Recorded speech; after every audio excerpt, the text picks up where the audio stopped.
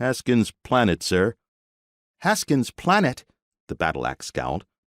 I don't believe I'm familiar with that one. It's named after the biologist who explored the swamp there prior to settlement, Captain Joshua supplied helpfully. Oh, yes, the contract with the swamp miners. So that's the current dumping ground, eh?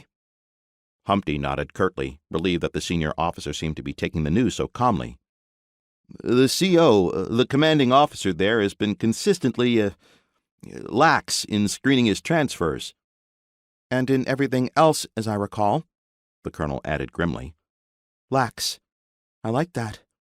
There may be a future for you in media relations, Major. Please continue. Actually, the situation may correct itself without headquarters intervening, the captain said, hoping to evade the stigma of having betrayed their fellow officers to headquarters. Scuttlebutt has it that the CO's tour is over soon, and no one expects him to re-enlist. A new CO will probably put a stop to things out of self-preservation. Maybe. Maybe not. If you're worried about reallocating the, problem cases, the major put in hastily, I'm sure normal attrition will— I was thinking about our problem of sentencing Lieutenant Scaramouche, the colonel interrupted dryly. If you'll recall, that is the subject of our discussion. Yes, of course. Humpty was relieved but surprised at the apparent change in subject.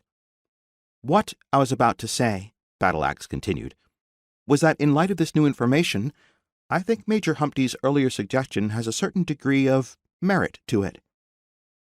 It took the other officers a moment to follow her train of thought. When they did, they were understandably taken aback. What? You mean transfer him to the Omegas? Captain Joshua said. Why not?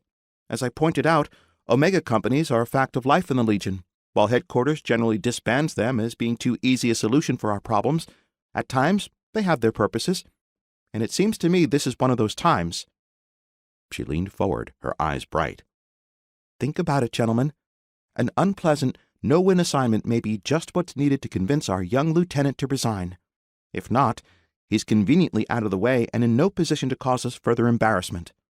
The beauty is that no one, including his father and the lieutenant himself, can accuse us of not giving him a chance at redemption.